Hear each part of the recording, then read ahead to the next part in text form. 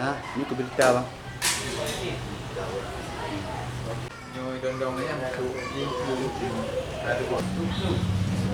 Bisa jelasin nomor dua kan?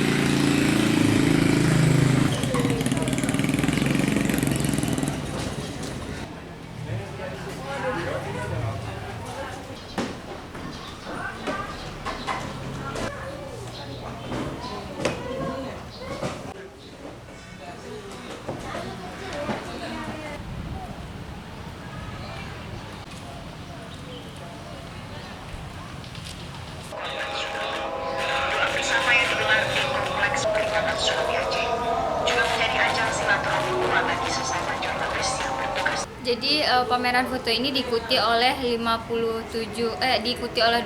fotografer dengan 57 karya foto.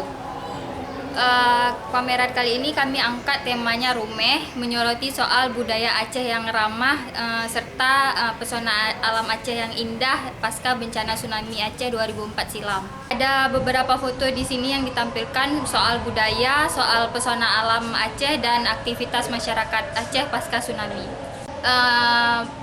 Pameran ini merupakan agenda rutin PFI Aceh dalam rangka memperingati 18 tahun tsunami Aceh.